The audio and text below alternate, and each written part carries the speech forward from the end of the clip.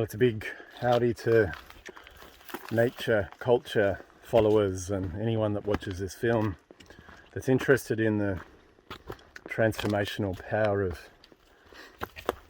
wild places. My name's Davis.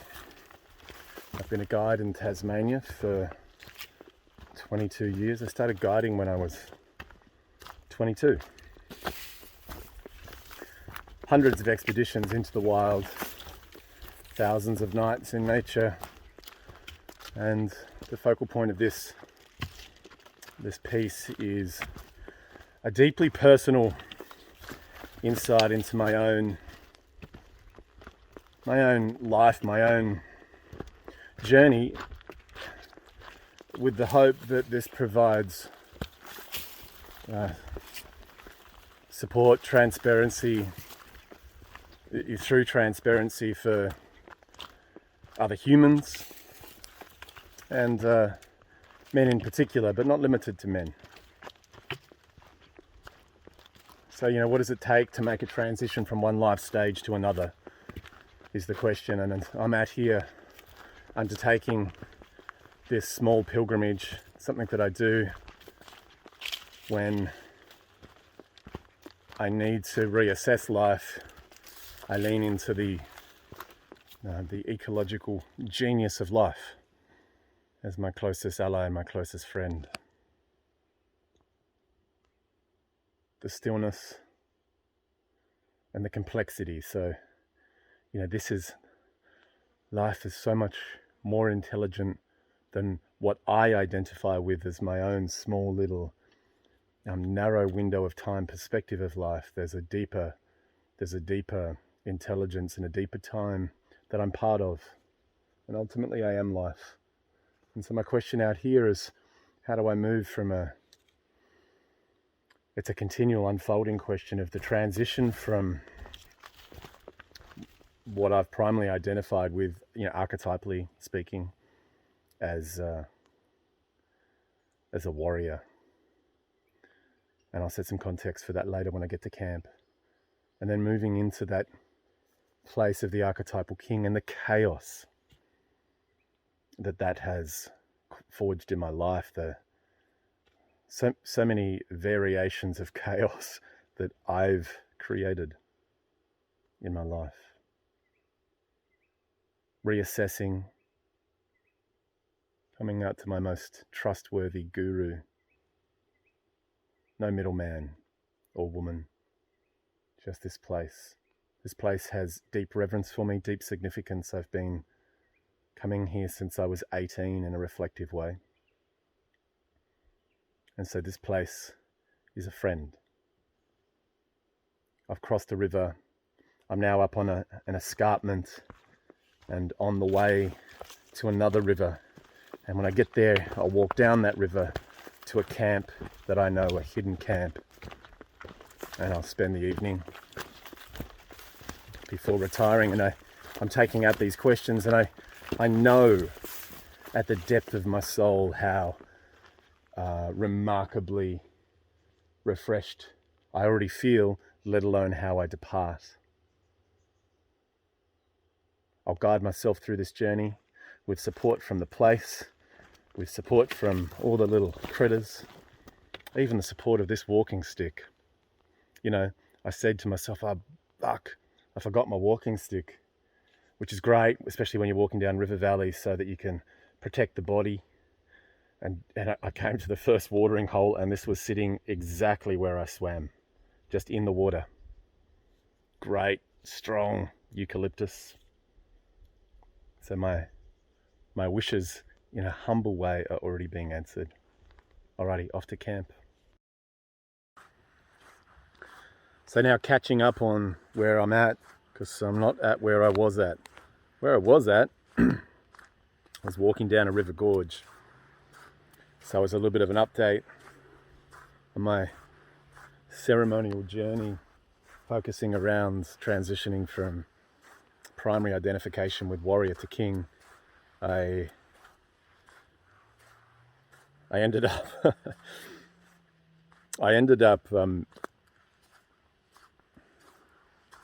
heading down into the river gorge, And the gorge is quite steep on either side, and because the river was significantly up and I had my full pack, I was intending on walking all the way down the river gorge with full pack, which I could do in the summertime. I've never tried it in the winter. And that didn't work. The river was too full. And so what I found myself doing is, the irony of these journeys is, the symbology that presents itself along the way is itself the field of intelligence, if you like, that is offering me symbolic feedback about where I'm at in my life. And so the ceremony that I do before I head out is really a prayer, if you like, or an affirmation to really let go and let life guide me and step into the intent of that transition into archetypal king. I did that the first time I focused on this journey was on the Tarkine coast, a 10-day journey with a bunch of men, and we all went for 5 days solo. And it was really the first time that I'd explored this idea of the archetypal king. But before we go there, so that's where I got to this point on the river gorge, and I could just feel the warrior inside me wanting to have a crack and get down that river, but it was dodgy as. Like, I was like climbing up that river with up those cliff edges with a 20 kilo pack, and would have actually required a rope. And it's just not where I was at. And so I sat and I felt into it, and I let myself make a really considered choice. I took counsel with those other aspects of self, and they were very clearly saying, this is not a good idea. So I retreated, and I went and sat up in my, I found a new campsite. So I'll talk a little bit more about the symbology of the journey, because I'm really at the tail end of it now. I've moved camp, I've packed up and moved down to the coast to another spot that's really important to me. But in terms of this journey, one of the things I want to preface this piece with is a piece around the importance of authenticity with self. So having been in the field of men's work, I first came across men's work in 2001. I went to my first ever Tasmanian men's gathering. It was quite the experience. It was quite an eye-opener to see men in that level of rawness and vulnerability and courage. And so I've been really steeped in men's work for most of my adult life. That was 21 years ago. And I feel really blessed having had this much time in my adult life surrounded by deeply reflective men. And the thing that I've learnt more than anything is, don't bullshit yourself. Don't pretend. Oh, that's fucking prickly on my bum. Ow. It's that prickly coastal grass. Don't pretend to be somewhere that I'm not. Emotionally, mentally, spiritually. Don't pretend. So I say that because the truth of the matter is, right now I'm absolutely exhausted. I'm so exhausted. This journey has been remarkable in pointing symbolically to a whole bunch of running themes. Almost like a walking gestalt is the way that I'd refer to it. If anyone is familiar with Gestalt's work, the ability to, I don't know really how to define Gestalt, sand play and symbology work. And so exhaustion has been part of this journey the entire way.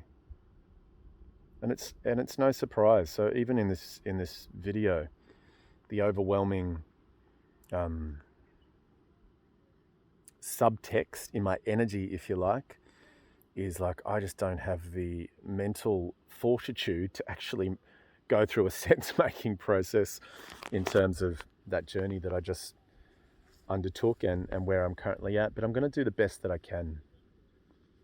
And I think that that's one of the ironically, that's one of the strengths of the archetypal warrior inside me. The wild man archetype is very strong in me, and the warrior. The wild man is very much fearless in self-expression. The warrior is like ready to go at a challenge. And there's a lot of nuance that I place around that for myself in terms of how I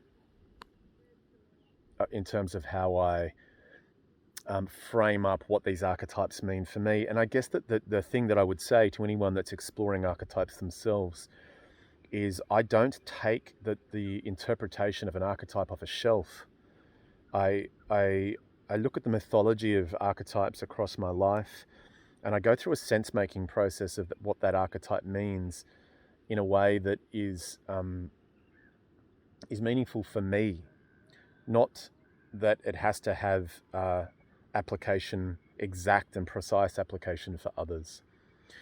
So to come full circle, I took myself out along that journey. I did ceremony to begin the journey, which is the establishment of sacred space. And a thing that marks a meaningful rite of passage is a line in the sand symbolically. And that symbol is little more, there's a lot to it, but little more in its most simple manifestation than a symbolic step. I'm stepping into sacred space where everything that I think, everything that I feel, everything that I experience instinctively, intuitively, sensually, itself becomes life feeding back to me as a symbol and a lesson. Because I think the irony is that that's what's happening all the time anyway. Whether I know it or whether I don't know it, life is constantly giving me feedback. You know, there's all this woo-woo around manifestation. The reality is, if manifestation is a reality, then we're manifesting in every single moment, whether we're manifesting from a really deep and depressed place or we're manifesting from a high level of kind of personal vibration. It's happening constantly. And so the art of a ceremonial journey is really nothing more than placing sacredness around that container that I create in order that I can focus really clearly and unpack my own patterning to make a transition, an honest transition from one stage to another. And underlying that experience right now is a place of exhaustion. So I'm just going to do my best to unpack this in a way that's meaningful, hopefully that communicates to you guys out there. So this is really at the beginning stages of launching this YouTube channel, and it's something that I've wanted to do for a long time.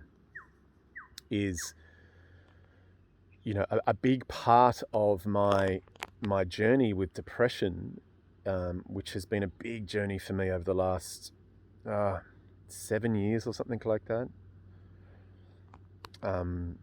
8 years maybe, is having come out of starting this epic company, Tarkine Trails, that myself and these other gorgeous 3 men in Tassie started.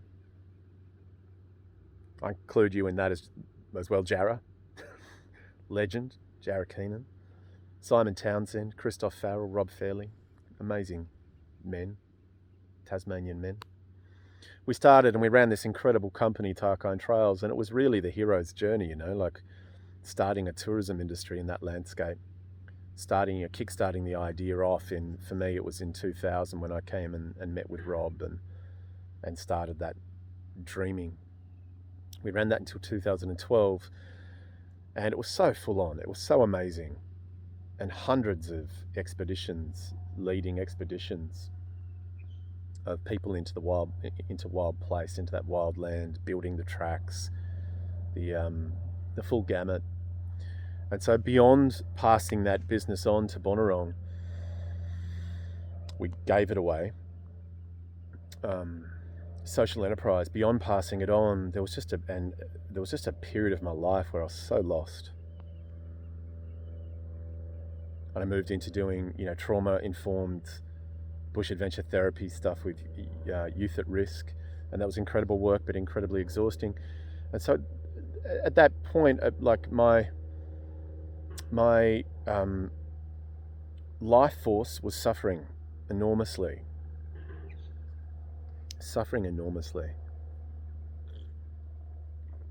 I think a nice distinction for depression for me is, I'm just switching arms because it's exhausting holding your arm up. I have to get one of those like stands or something.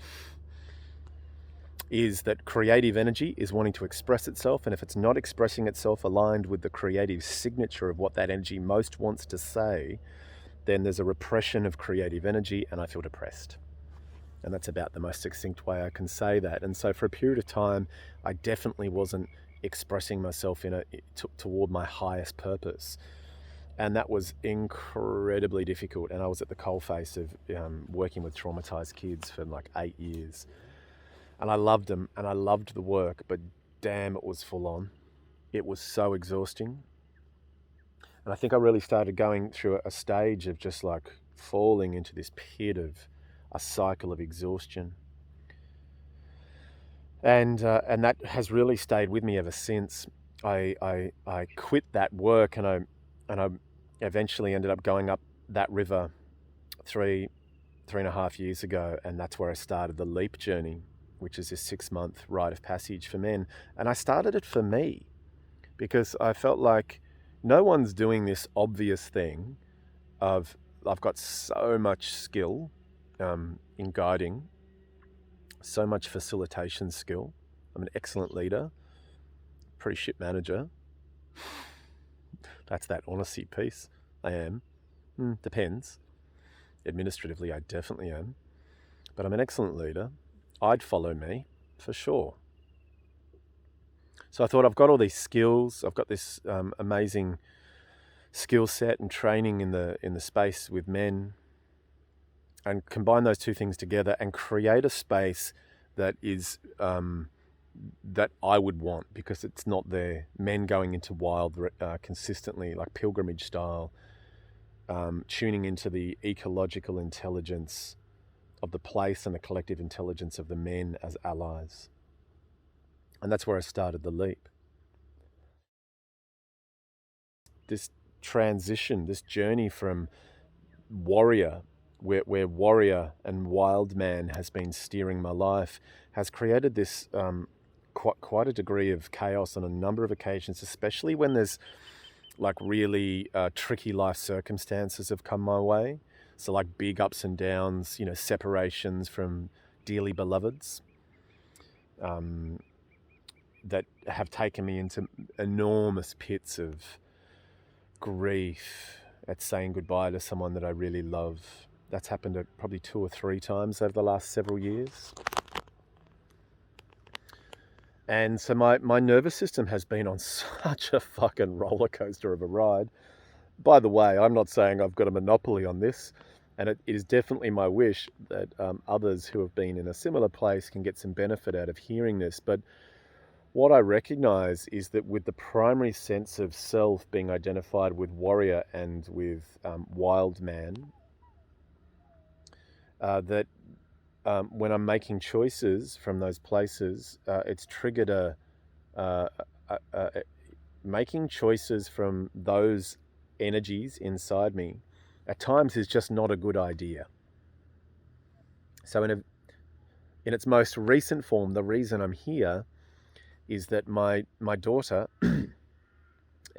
I've spoken about this in a little Facebook post. I'm not going to go into any details of that. I've got the most beautiful relationship with my little munchkin, who's no longer little. She's 16. We play so much music together. I'm a beautiful dad. She loves me to bits, and vice versa. And for a very complex series of reasons and stories, I've had her for 10 days in 2 years-ish, around that. No more than 2 weeks. Definitely no more than 2 weeks. And probably 4 occasions, something like that. 4 weekends. And that's really had an enormous emotional impact on me. It's just taken such a profound toll because there's a huge victim in that. It's just like, this is not fair. This is not fair. There's no rationale for her, no substantial rationale for her being pulled away, other than, because I work with men, it's deemed, with all respect to my previous partner, but it's deemed as not safe, and a range of small little things of where my life, to be responsible for it, had fallen into like a depressed space, where I had a chronic back injury, on massive painkillers, and I forgot her 14th birthday, and a series of things like this.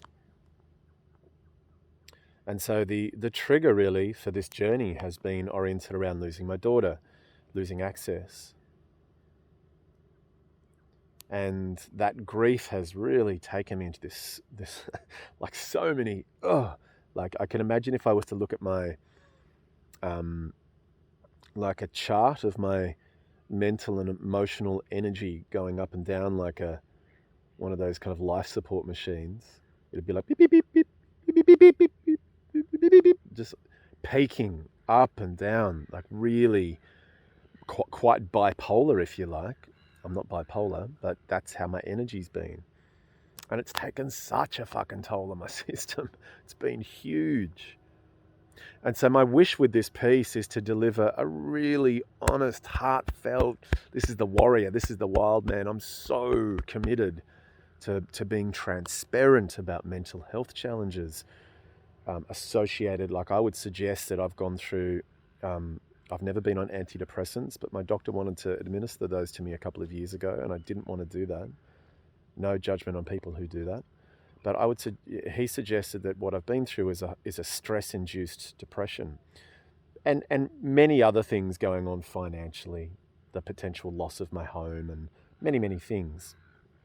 Once again, this is not a victim piece. This is, I have no monopoly on sorrow. And anyone that does, it's exhausting, right? Being around anyone that thinks that they've got a monopoly on sorrow. I definitely don't. But this has been my story. This has been my journey.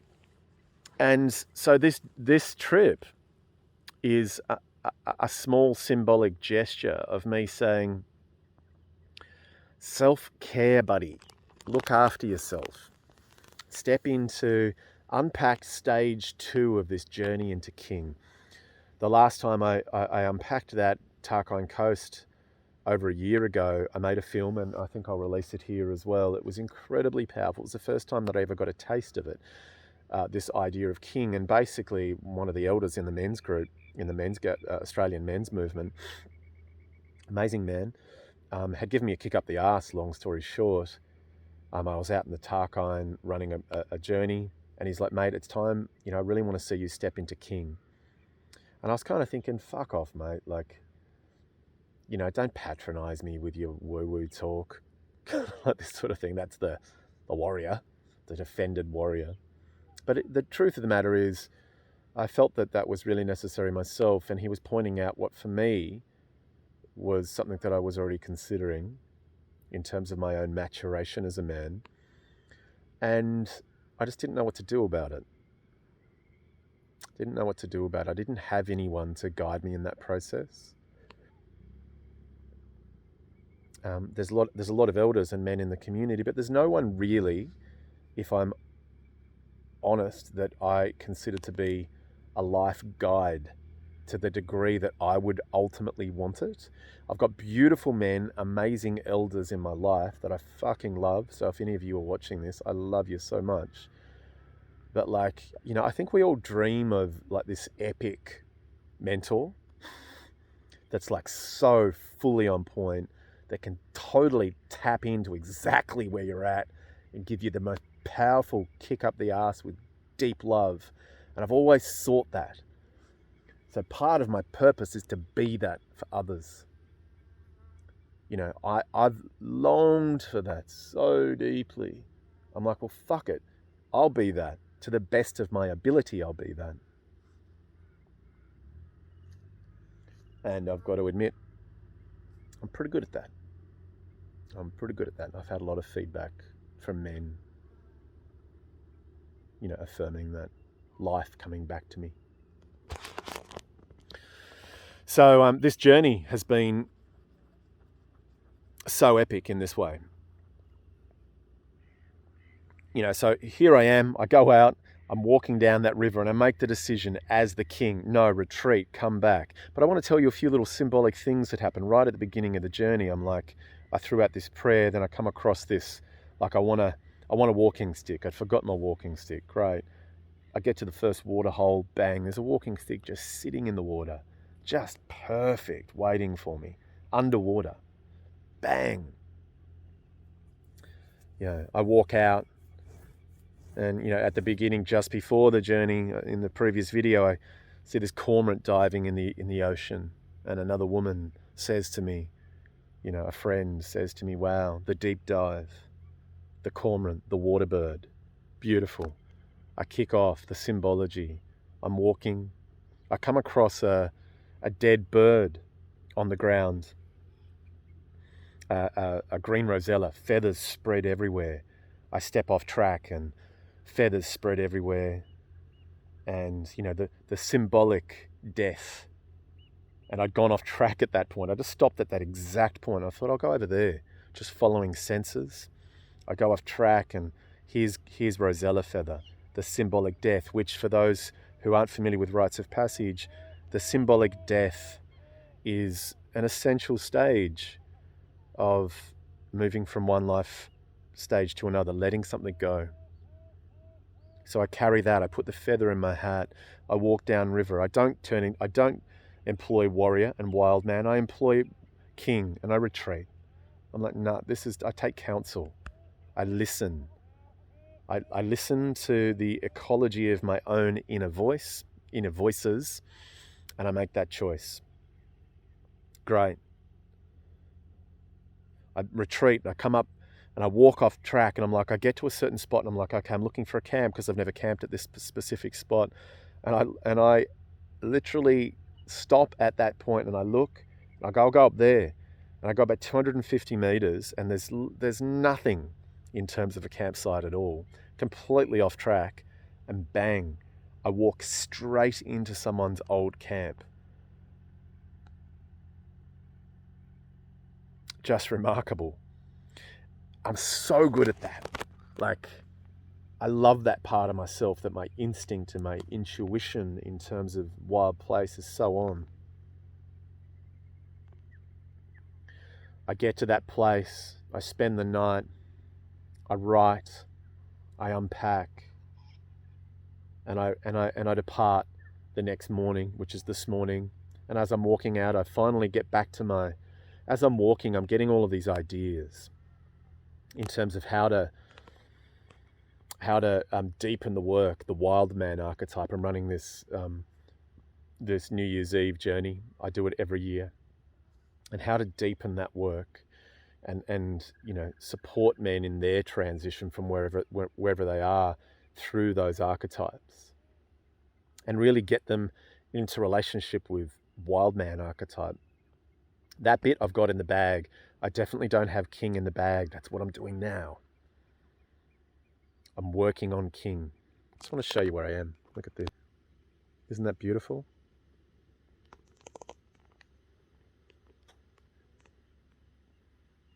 Isn't that beautiful? Sun's going down.